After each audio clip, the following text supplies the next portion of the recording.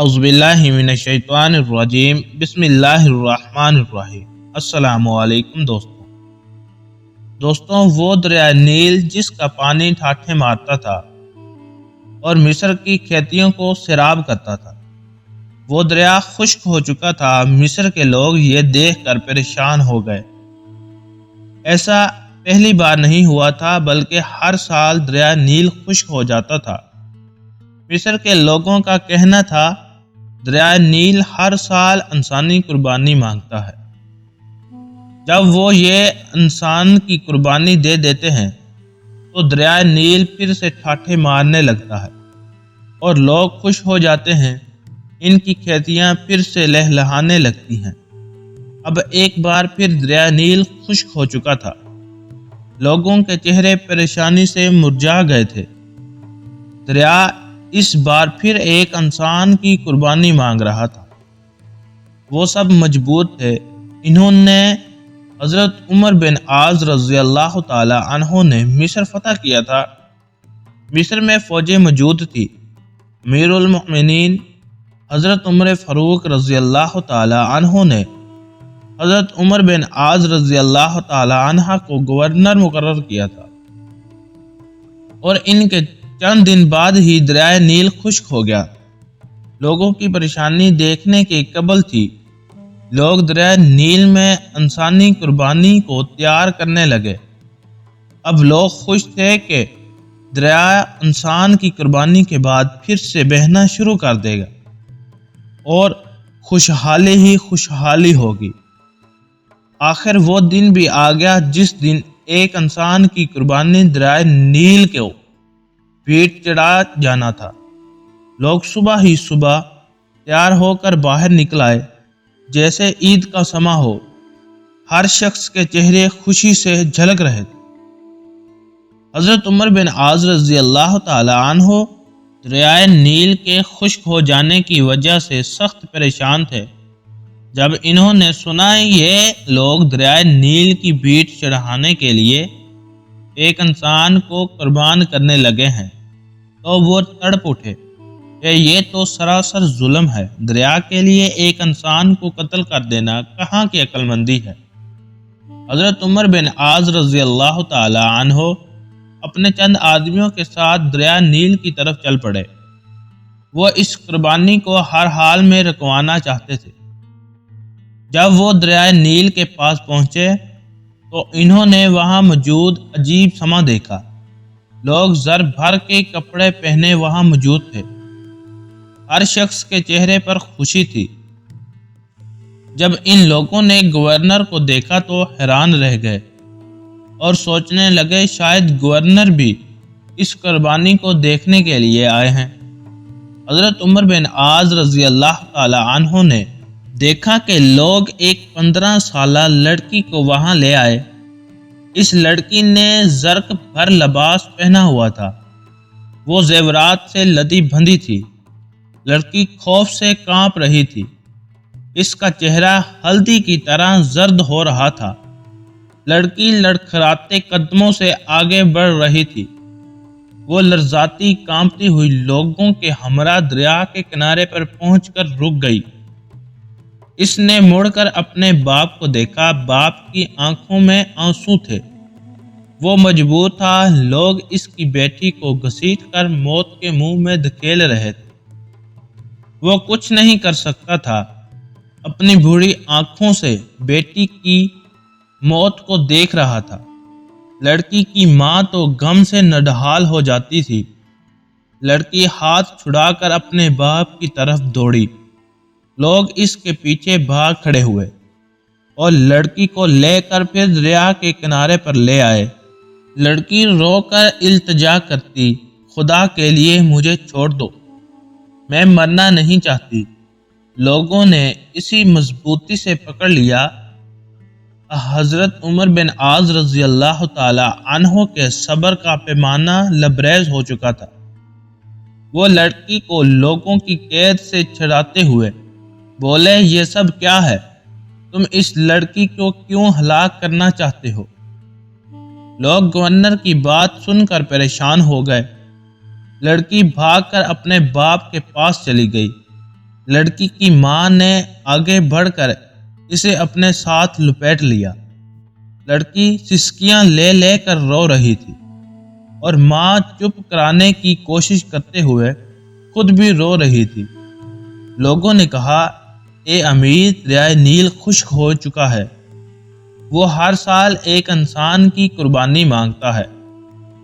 یہ سن کر حضرت عمر بن عاص رضی اللہ تعالی عنہ نے ناگواری سے لوگوں کی طرف دیکھا اور پوچھا، کیا ہر سال یہ دریا اسی طرح خشک ہو جاتا ہے؟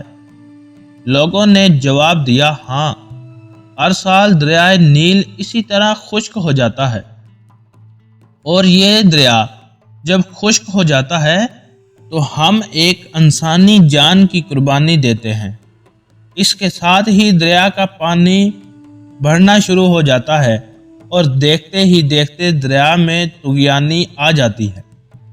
حضرت عمر بن عاص رضی اللہ تعالی عنہ نے کہا، یہ تو ظلم ہے۔ لوگوں نے کہا، اے امیر، ہم ہر سال چاند کی 11 تاریخ کو ایک نوجوان لڑکی کا انتخاب کر کے اس کے والدین کی رضامندی سے اس لڑکی کو زیورات اور خوبصورت لباس پہنا کر دریائے نیل کی بھیٹ چڑھا دیتے ہیں، پھر دریا کا پانی بڑھنا شروع ہو جاتا ہے۔ یہ سن کر حضرت عمر بن عاص رضی اللہ تعالی عنہ نے کہا، اسلام اس باتوں کو پسند نہیں کرتا۔ تاہم ہر سال ایک انسان کو قتل کر دیتے ہو، دریا کی بھیٹ چڑھا دیتے ہو، یہ تو سراسر ظلم ہے۔ اسلام ان فضول باتوں کو ہٹانے کے لیے آیا ہے، آئندہ تم ایسا نہیں کرو گے۔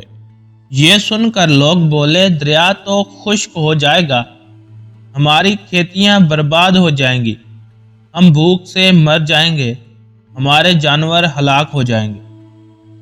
حضرت عمر بن عاص رضی اللہ تعالی عنہ نے کہا، تم پریشان نہ ہو، ایسا کچھ نہیں ہوگا۔ حضرت عمر بن عاص رضی اللہ تعالی عنہ نے انہیں یہ رسم ادا کرنے کی اجازت نہ دی۔ اب لوگ بڑے پریشان ہوئے کہ ایسا نہ کیا تو ہر طرف خشک سالی ہو جائے گی اور ہم سب بھوک سے مر جائیں گے۔ اب ان کی سمجھ میں نہیں آ رہا تھا کہ وہ کیا کریں۔ انہی میں اتنی جرت نہ تھی کہ وہ گورنر کے حکم کی عدولی کریں۔ وہ سب خاموشی سے سر جھکا کر کھڑے ہو گئے۔ حضرت عمر بن عاص رضی اللہ تعالی عنہ نے لڑکی کو اس کے ماں باپ کے ساتھ گھر بھجوایا اور لوگ ہی آہستہ آہستہ وہاں سے جانے لگے۔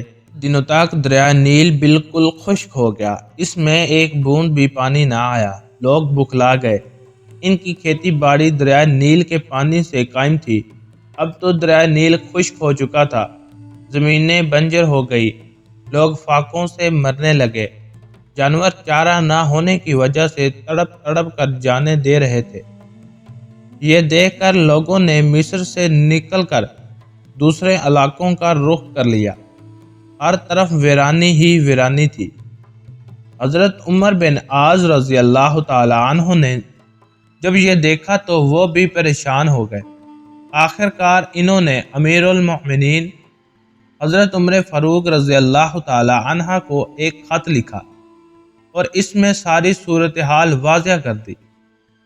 امیر المؤمنین حضرت عمر فاروق رضی اللہ تعالی عنہ نے جب یہ خط پڑھا تو آپ نے حضرت عمر بن عاص رضی اللہ تعالی عنہ کو جواب میں لکھا، تم نے مصریوں کو بہت اچھا جواب دیا۔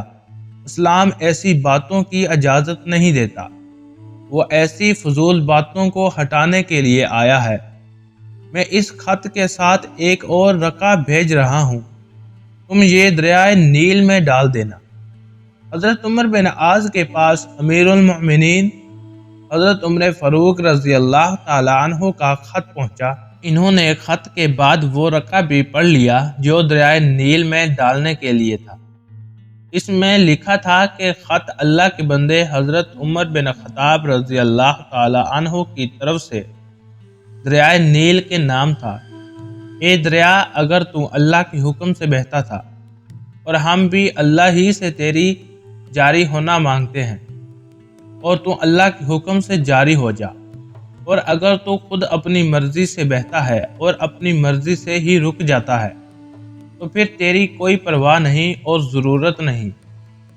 حضرت عمر بن عاص رضی اللہ تعالی عنہ نے یہ رکعت دریائے نیل میں پھینک دیا اور واپس چلے آئے۔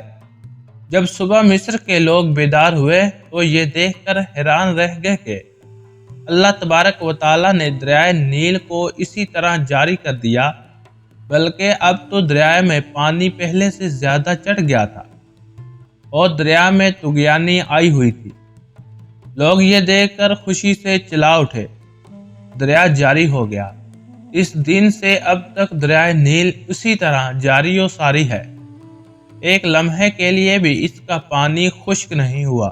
زینت کے خزانوں کو الماس کہتے ہیں، لگے تڑپ پانی کی تو اسے پیاس کہتے ہیں۔ یوں تو سب کی پیاس بجھاتا ہے دریا، جو دریا کی پیاس بجھائے اسے عمر بن خطاب کہتے ہیں۔ سبحان اللہ۔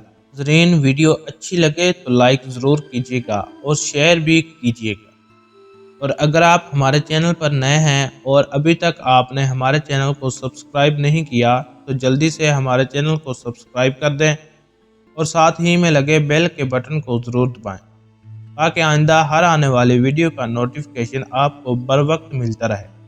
اللہ تعالی ہم سب کا حامی و ناصر ہو، آمین۔